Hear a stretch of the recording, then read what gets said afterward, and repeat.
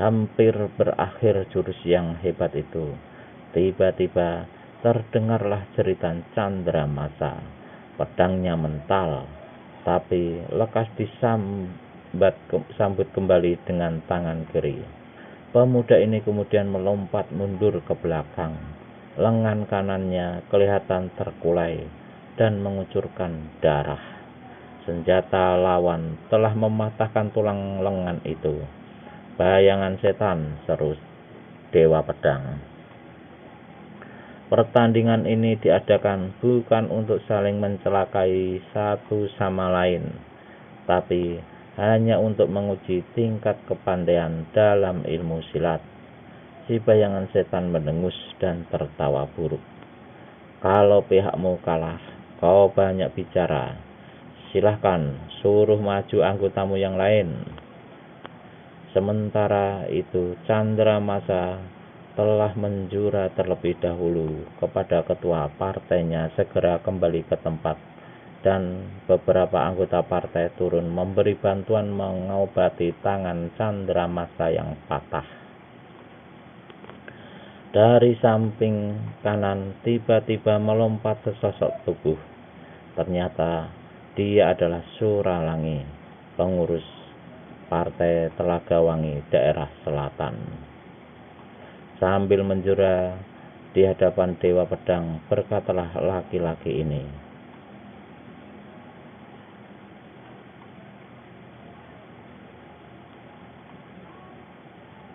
"Ketua, mohon izinmu untuk menghadapi manusia ini." Dewa Pedang menjawab dengan anggukan kepala. Suralangi cabut pedangnya dan melangkah ke hadapan si bayangan setan. "Harap kau sudi memberi sedikit pelajaran padaku," kata pengurus partai daerah selatan ini. Bayangan setan menyeringai. "Silakan kau memulai lebih dahulu," katanya. Maka tidak sungkan-sungkan lagi Suralangi segera kiblatkan pedang peraknya dengan mengeluarkan jurus terhebat dari ilmu pedang ciptaan Dewa Pedang yang dinamai 1000 Pedang Mengamuk. Maka Suralangi dalam kejapan mata sudah mengurung lawan dengan sambaran-sambaran pedang yang dahsyat. Jubah hitam si bayangan setan sampai berkibar-kibar oleh kesiuran angin pedang. Diam-diam si bayangan setan terkejut juga melihat permainan pedang lawan. Segera diputarnya senjatanya dengan sebat. Beberapa kali senjata kedua orang itu saling beradu keras dan nyaring serta memetikkan bunga api. 5 jurus berlalu dengan cepat. Sampai sekian lamanya keduanya kelihatan seimbang. 5 jurus lagi berlalu di bawah penyaksian puluhan pasang mata para hadirin. "Suralangi, lekas disudahi saja," terdengar seruan ketua partai Telaga Wangi. Mendengar ini, maka Suralangi dengan gesitnya bergerak ke samping 1 langkah. Ketika lawan memburu dengan sambaran besi hitam berbentuk pendayung, maka Suralangi kembali ke posisinya semula dan dari sini menggempur dengan jurus yang dinamai ular sanca keluar sarang mematuk gunung. Buk! Besi hitam di tangan si bayangan setan mental ke udara. Dari mulut manusia berjubah hitam ini keluar keluhan kesakitan. Ketika diperhatikannya, ternyata tulang belakang telapak tangannya remuk. Suralangi telah mempergunakan hulu pedangnya untuk menghantam belakang telapak tangan si bayangan setan.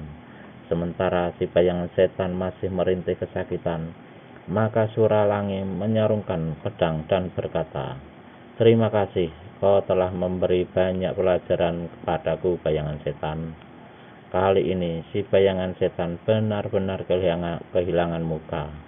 Di bawah sorak-sorai para hadirin, dia membungkuk mengambil senjata besi hitamnya dan melompat meninggalkan panggung, menghilang di jurusan timur. Suralangi menjura di hadapan ketua partainya, lalu melangkah kembali ke tempatnya. Namun di saat inilah satu sosok tubuh melesat ke atas panggung dari kelompok hadirin sebelah barat. Ternyata manusia ini adalah seorang nenek-nenek bongkok bermuka keriput cekung, bermata besar dan lebar seperti jengkol.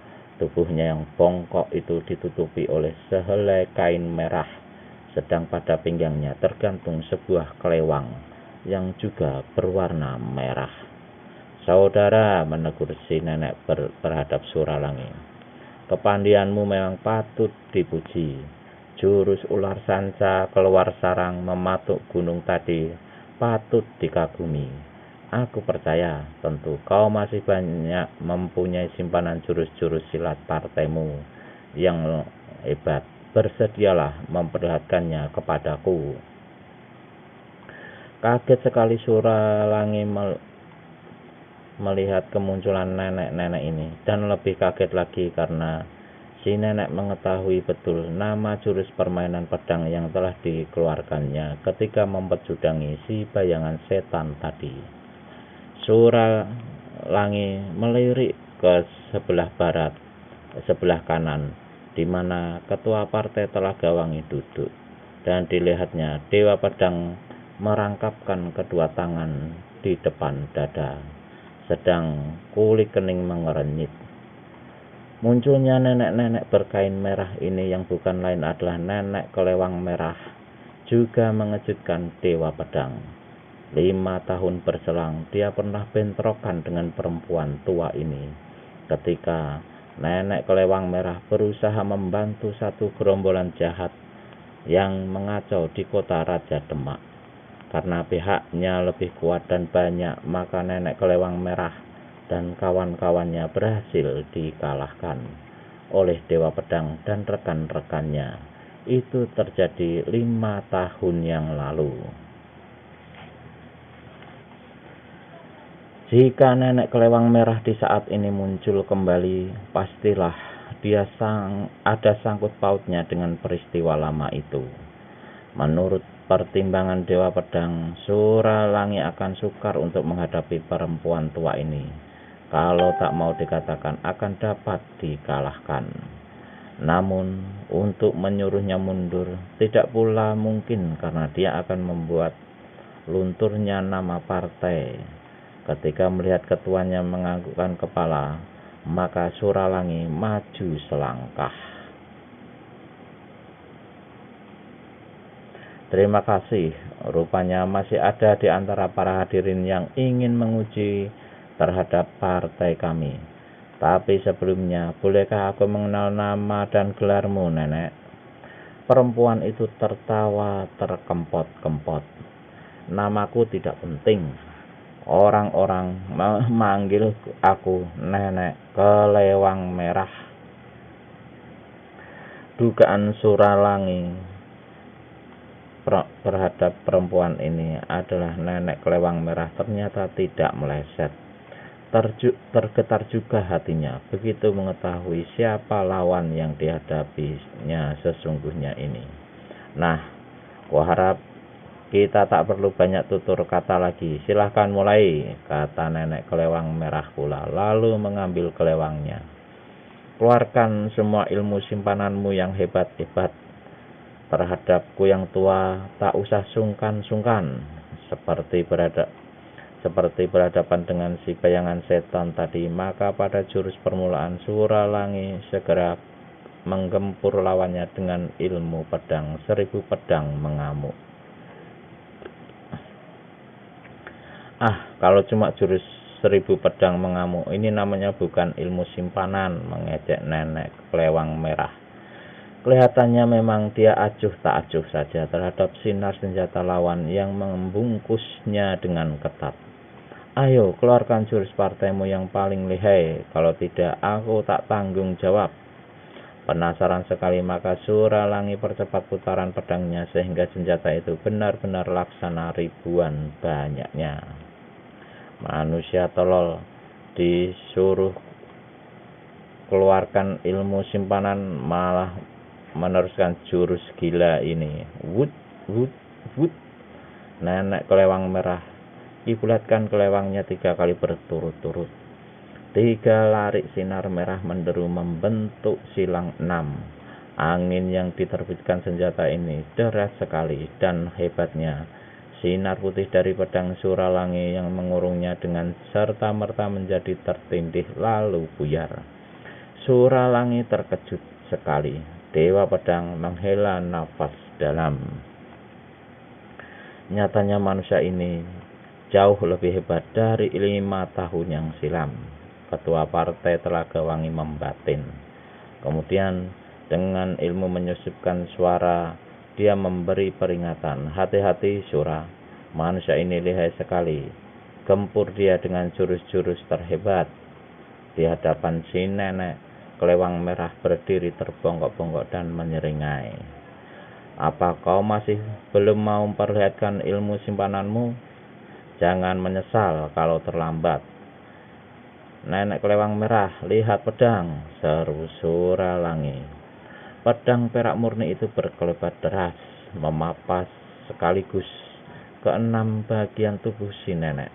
Namun dengan gesitnya, nenek kelewang merah berhasil menghindarkan serangan ganas itu dan malahan berbalik, melancarkan serangan balasan yang betul-betul menyerapkan darah. Terang! Suralangi terpaksa pergunakan pedangnya untuk menangkis sambaran kelewang lawan ke arah leher yang tak mungkin untuk dielakkan lagi. Tangannya terasa pedas dan pegal ngilu, sedang mata pedangnya kelihatan gompal dihantam senjata lawan. Menyaksikan hal ini, maka tak ayal lagi Suralangi segera putar pedangnya. Demikian rupa dan lancarkan 3 serangan ilmu pedang yang terlihat dari ilmu pedang Partai Telaga Wangi. Ketiganya ialah jurus Garuda Menukik minum air telaga, disusul oleh jurus Naga Sakti sebatkan ekor, dan diakhiri dengan jurus Halilintar membelah bumi. Pedang perak itu yang kelihatan hanya merupakan sinar putih belaka menyambar ke arah kepala nenek kelewang merah, membalik mempapas pinggang, kemudian naik lagi ke atas dan menetak dari atas ke bawah. Jika jurus ini berhasil, maka kalau tidak kepala nenek kelewang merah terbabat putus, mungkin akan kutung pinggangnya, atau mungkin juga akan terbelah kepalanya sampai ke dada. Namun nenek kelewang merah tidak cedera, tangannya bergerak. Sinar merah dari kelewang menggebu-gebu. 3 jurus terhebat tadi dengan serta-merta buyar. Si nenek tertawa melengking dan mengejek. Kiranya Partai Telaga Wangi hanya memiliki jurus-jurus butut. Geram sekali Suralangi, lalu serangannya yang tadi buyar dengan 2 serangan berantai serta pukulan tangan kiri dan tendangan kaki kanan. Si nenek putar kelewang 2 kali dan lagi-lagi serangan Suralangi dibikin lumpuh. Sekarang terima jurusku ini, jurus yang kunamakan Naga Sakti keluar dari laut. Ucapan itu ditutup dengan mengiblatkan kelewangnya sebat sekali, betul-betul laksana seekor naga yang keluar dari dalam laut. Karena meskipun sebat, tapi sambaran kelewang itu berliku-liku, sukar diduga bagian mana sebenarnya yang menjadi sasarannya. Sura, cepat keluar dari kalangan, serang lawan dari samping, memperingatkan Dewa Pedang dengan ilmu menyusupkan suara. Suralangi segera melompat ke belakang dan bergeser ke samping, namun gerakannya selanjutnya tak mampu dilakukannya. Kelewang lawan menderu menyambar ke mukanya.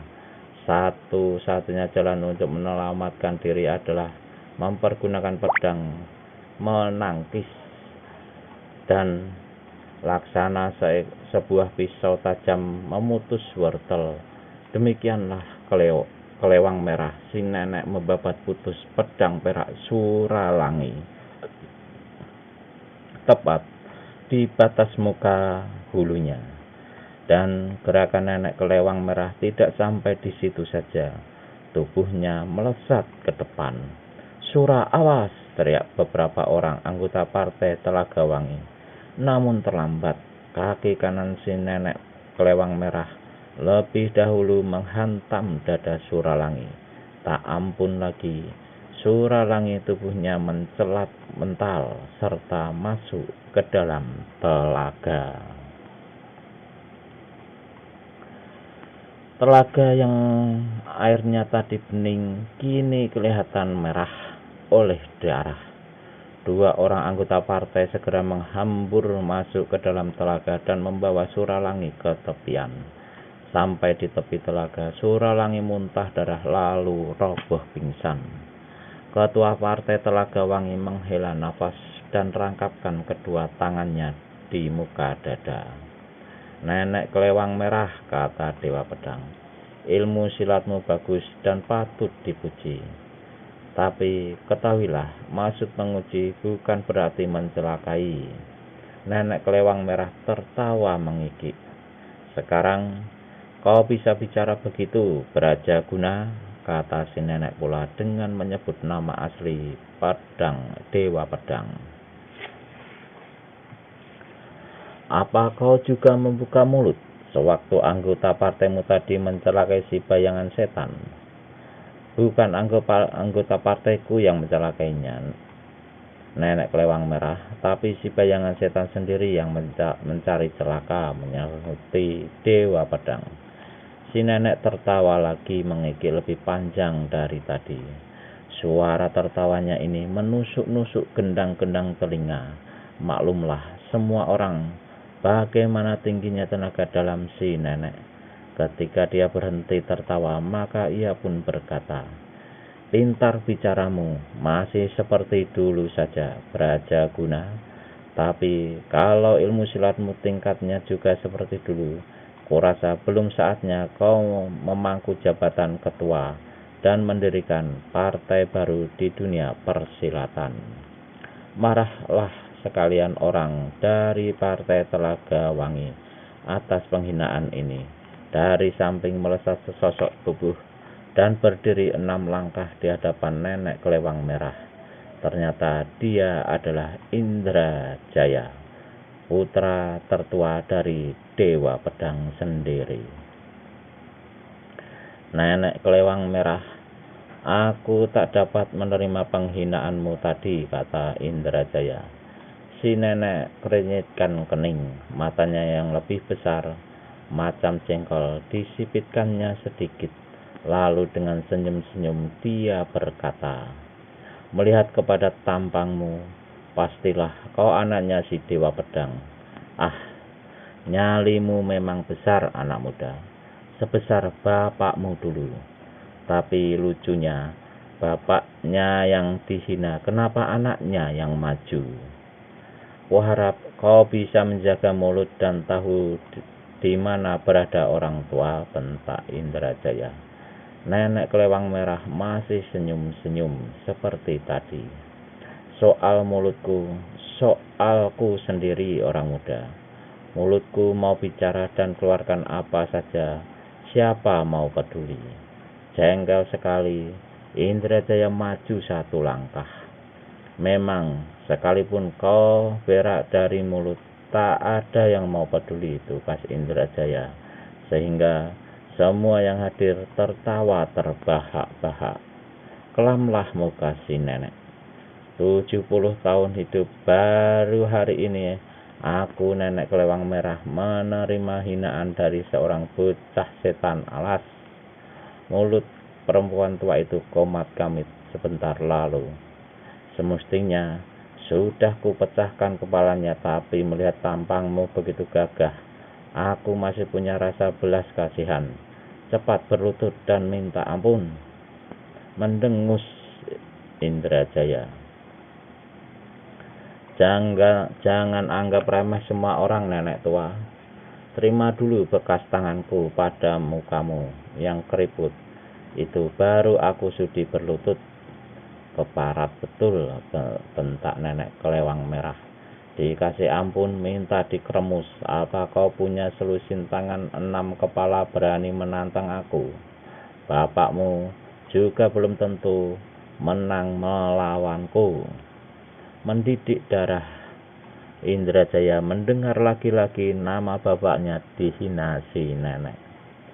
Lihat pedang, bentak Indrajaya. Si nenek bongkok di samping tertawa mencemooh. Juga agak heran karena ancaman yang dilakukan oleh pemuda itu di saat sama tangannya masih belum memegang pedang. Namun sekejapan mata kemudian terkejutlah nenek kelewang merah ini ketika melihat selarik sinar putih yang menyilaukan berkiblat membabat dari kanan ke kiri persis di depan hidungnya. Nenek kelewang merah berseru tertahan dan melompat 2 langkah ke belakang. Ketika melihat ke depan, ternyata si pemuda sudah memegang sebilah pedang dari perak murni. Diam-diam hati perempuan tua ini menjadi tergetar juga. Jurus apakah yang telah dikeluarkan oleh si pemuda hingga demikian hebatnya? Kalau anaknya sudah begini tinggi kepandaiannya, tentu Dewa Pedang sendiri lebih lihai lagi. Sementara itu, di antara para hadirin mulai terdengar kerasak kerisik yang menyatakan rasa kagum terhadap serangan kilat yang dilancarkan oleh Indrajaya tadi.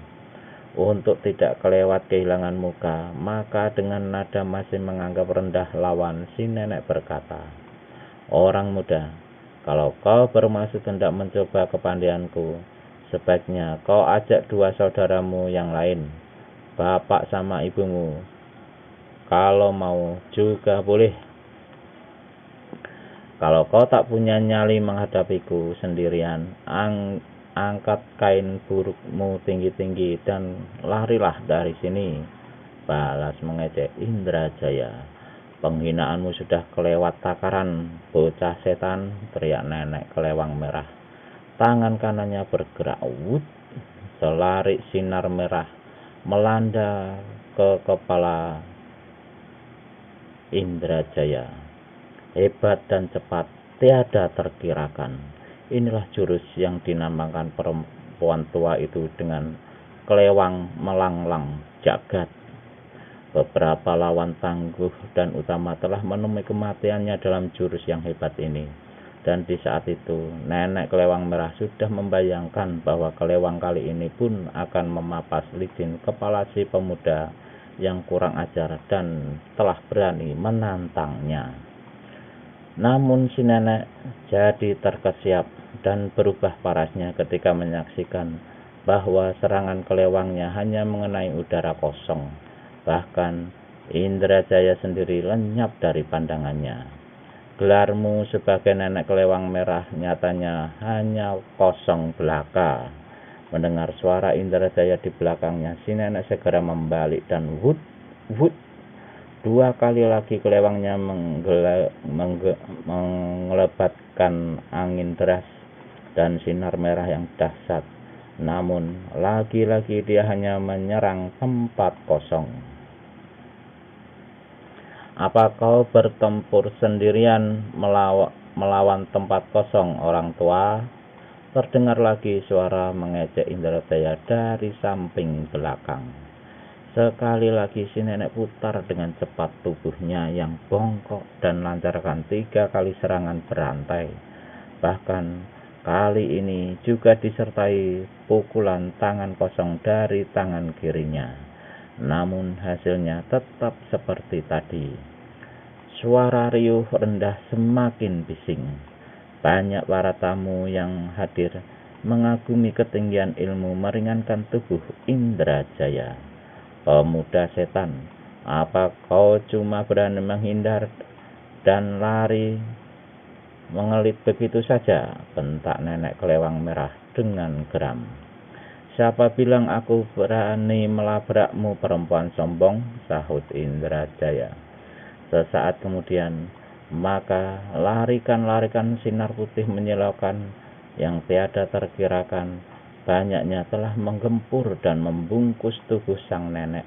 Tanpa membuang waktu, nenek kelewang merah putar kelewangnya laksana kitiran. Maka sinar putih dan merah kini saling bergumul berpalun-palun. Deru angin tiada terkirakan derasnya, sedang tubuh kedua manusia yang bertempur itu lenyap menjadi bayang-bayang. Cepat sekali, 10 jurus sudah lewat. Permainan ilmu pedang 1000 pedang mengamuk yang sebelumnya telah dikeluarkan oleh Suralangi kini dimainkan oleh Indrajaya. Hebatnya bukan main. Sebagai anak sulung dari ketua partai Telaga Wangi, Indrajaya meskipun belum sempurna betul, tapi boleh dikatakan 3/4 ilmu Dewa Pedang telah diwarisinya. Selewat jurus ke-12, maka kelihatanlah bagaimana si nenek menjadi terdesak hebat. Beberapa ilmu simpanannya yang lihai-lihai telah dikeluarkannya untuk menghancurkan serangan dan kurungan pedang lawan. Namun sia-sia belaka. Maka perempuan tua ini jadi keluarkan keringat dingin. Lebih-lebih ketika dia dibikin kepepet ke panggung sebelah utara. "Apa mulut besarmu kini sudah jadi bisu, perempuan tua?" ejek Indrajaya. Nenek kelewang merah menyahuti dengan satu bentakan keras. Kelewangnya menderu dahsyat. Indrajaya tak tinggal diam. Tubuhnya berkelebat lenyap. Hanya sinar putih yang kelihatan bergulung-gulung melabrak dan menindih sinar merah dari kelewang si nenek tua. Tiba-tiba ceras, si nenek merah berseru keras. Rambutnya yang kelabu dan disanggul kuncir di atas kepala terbabat putus disambar pedang perak Indrajaya. Sebelum dia punya kesempatan untuk melompat mundur, tahu-tahu sudah terdengar pula jeritannya. Daging lengannya tergores panjang sedalam 1/4 senti disambar ujung pedang Indrajaya. Darah berlelehan. Senjata perempuan tua itu terlepas dan jatuh di panggung. Gemparlah para hadirin menyaksikan hal ini. Perempuan tua berumur 70 tahun yang dikenal dunia persilatan dengan julukan Nenek Kelewang Merah hari itu telah dipecundangi oleh seorang pemuda belia dengan muka merah laksana saga karena malu dengan terbongkok-bongkok. Nenek Kelewang Merah mengambil kelewangnya, lalu dengan geramnya berkata pada Indrajaya, "Apa yang terjadi hari ini tidak bakal kulupakan. Kelak aku datang kembali untuk mengorek kau punya jantung dari balik tulang dadamu." Habis berkata demikian, diiringi oleh sorak-sorai mereka yang hadir, maka tanpa menoleh lagi si nenek tua itu segera meninggalkan tempat tersebut. Belum lagi habis sorak-sorai para hadirin, tahu-tahu seorang resi berpakaian ungu sudah melesat naik ke atas panggung. Munculnya resi ini dengan serta-merta menghentikan segala kehiruk-pikuan. Semua mata ditujukan kepadanya. Sikapnya yang tenang dan mimik air mukanya yang polos menyatakan bahwa dia mempunyai wibawa serta berilmu tinggi. Pada punggung dan dada jubahnya yang berwarna ungu itu kelihatanlah gambar tombak bermata 3 yang disulam dengan benang emas. Melihat jubah dan sulaman tombak emas kepada kepala 3 itu, maka segenap yang hadir serta tuan rumah segera mengenali siapa adanya resi tersebut. Di dunia persilatan dia dikenal dengan julukan 3 tombak emas Trisula dan berdiam di Pulau Wuwutan di pantai selatan Jawa Tengah. Bersama 2 orang resi lainnya, dia membentuk satu perkumpulan silat yang akan melakukan tugas apa saja dari manapun datangnya, asal dibayar dengan uang atau barang-barang berharga. Dikabarkan komplotan 3 tombak emas Trisula dulunya juga turut menjadi kaki tangan pengkhianat yang hendak meruntuhkan Demak. Mengapa sampai salah satu anggota perkumpulan 3 tombak emas Trisula itu bisa sampai di tempatnya belum dapat dijajaki oleh ketua partai Telaga Wangi, karena memang dia merasa tak pernah memberi undangan pada mereka. Apakah manusia ini cuma datang sendiri atau bersama 2 rekannya lainnya? Mungkin pula kedatangan atas bayaran seseorang atau satu perkumpulan lain dengan tugas membuat kekacauan pada saat peresmian pendirian partai Telaga Wangi. Resi itu setelah memandang ke seluruh anggota partai, melirik sekilas pada Indrajaya, kemudian menganggukkan kepalanya pada Dewa Pedang. Aku adalah Godapati, salah seorang yang termuda dari 3 tombak emas Trisula. Meski tak diundang, telah memberanikan diri untuk datang kemari. Ah, Dewa Pedang balas mengangguk.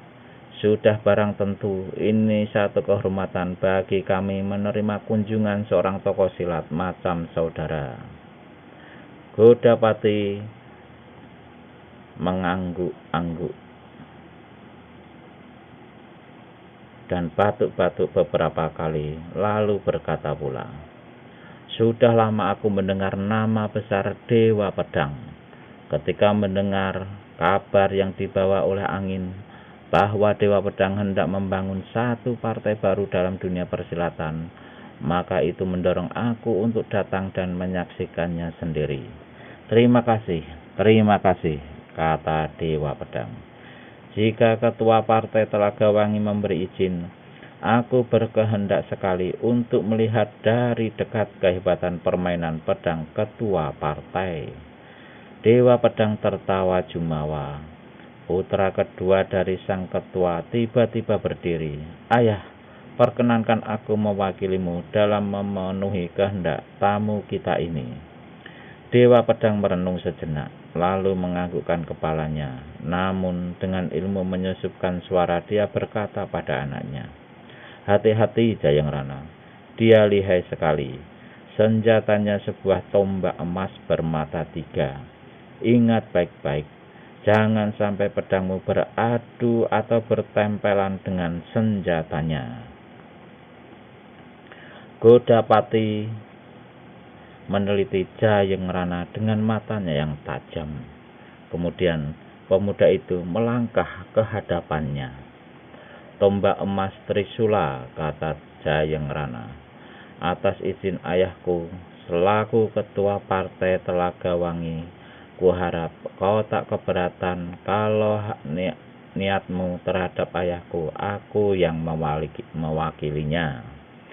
Jika saja tidak menyaksikan sendiri kelihaian Indrajaya tadi, maka pastilah Godapati akan menganggap remeh terhadap si pemuda.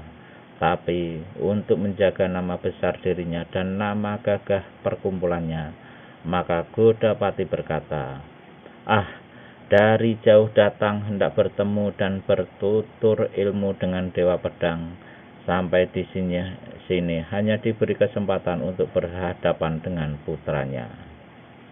Godapati berpaling pada ketua partai Telaga Wangi dan berkata, Dewa Pedang, kuharap kau jangan salah bila terhadap putramu nanti aku kesalahan tangan.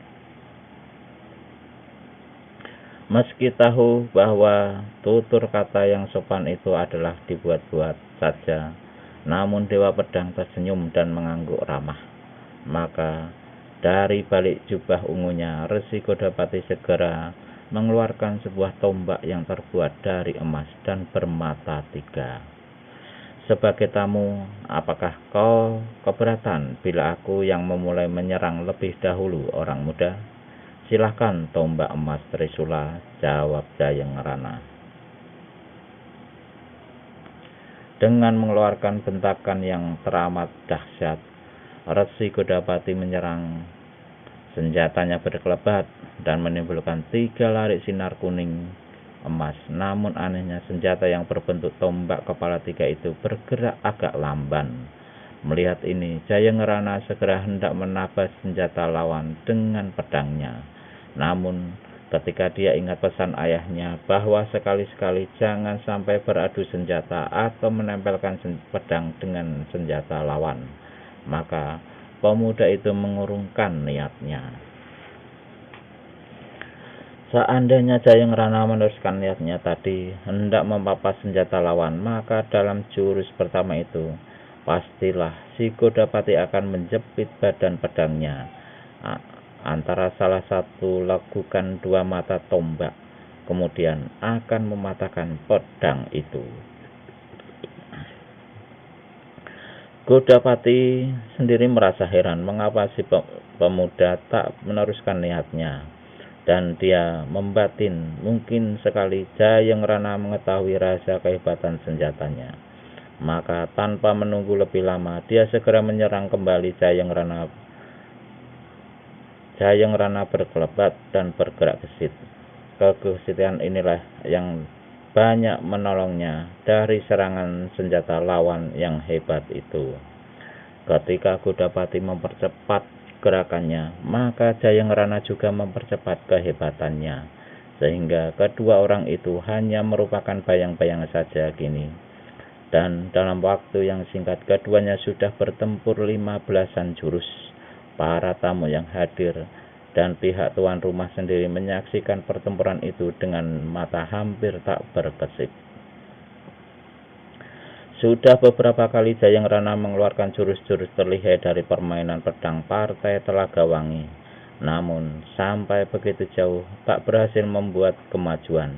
Resi Godapati sendiri tidak pula mampu melakukan sesuatu daripada seperti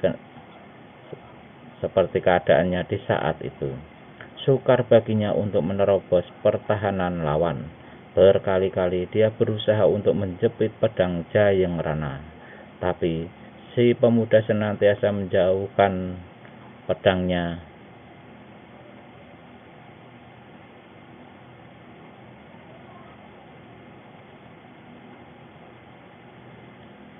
dari ujung tombak kepala 3 itu. Ketika pertempuran sudah berjalan 25 jurus, Resi Godapati mulai menjadi penasaran. Di samping itu, di telinganya mulai mendengar ejekan-ejekan para tamu di sekitar panggung yang membuat dia jadi kehilangan muka. Hehehehehehehehe. Jika 3 jurus lagi kau tak mampu mengalahkan pemuda itu, sebaiknya kembali saja ke Pulau Wewutan dan tak usah munculkan diri lagi di dunia persilatan. Mendengar suara mengejek dari panggung sebelah barat. Suara ini adalah suara manusia yang tadi pertama kali juga telah mengejek si bayangan setan. Godapati kertakkan rahangnya. Tangan kirinya dengan cepat masuk lalu keluar lagi dan dari saku jubah. Awas, jarum, seru Resi Godapati. Jayangrana membentak keras dan melompat ke udara setinggi 5 tombak. Puluhan jarum emas yang menjadi senjata rahasia Resi Godapati lewat di bawahnya. Dan pada detik itu pula laksana seekor burung Garuda menyambar mangsanya, maka menukiklah Jayangrana. Pedangnya menyambar deras ke arah leher lawan. Resi Godapati terus menangkis dengan senjatanya. Di samping Jayangrana tak mau bentrokan senjata, maka dengan cepat dan tak terduga, maka sekali pemuda itu gerakkan pedang membuat satu tusukan kilat ke arah dada.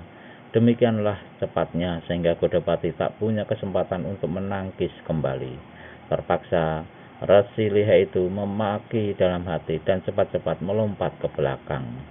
Pada lompatan ke belakang ini, sang resi membuat lagi satu gerakan yang hebat luar biasa.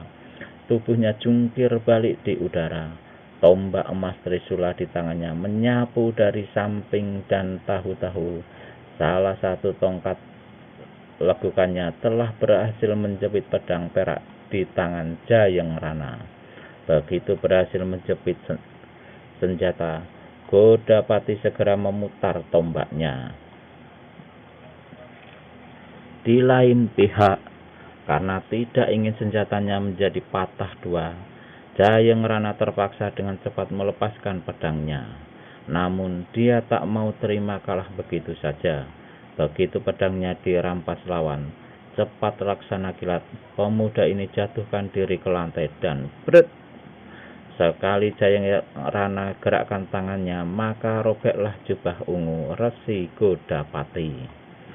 Penasaran sekali karena jubah kebesarannya dirusak lawan, Resi Godapati hantamkan tombaknya ke tubuh Jayeng Rana. Yang diserang menggulingkan dirinya dengan cepat, dan sekejapan mata kemudian tombak kepala tiga itu menancap di lantai papan panggung sampai setengahnya. Para tamu yang hadir bersorak gegap gempita melihat pertempuran yang hebat seru itu. Jayeng Rana sendiri berdiri dengan cepat, sementara Resi Godapati mencabut senjatanya yang amblas ke dalam lantai, lalu menyimpannya kembali ke balik jubah ungunya. Dia memandang pada ketua partai Telaga Wangi, menganggukkan kepala lalu berkata, "Dewa Pedang, ternyata putramu telah sanggup menyuguhkan satu permainan yang berharga padaku. Memang tidak percuma kalau aku berhasrat mendirikan, memang tidak percuma kalau kau berhasrat mendirikan satu partai besar dengan anggota-anggota yang berkepandaian tinggi macam anakmu." Dewa Pedang tertawa cerah. Siapa yang akan menyangka kalau seorang tokoh silat golongan hitam Godapati mau bicara dan bersikap jujur seperti itu. "Terima kasih, Resi Godapati.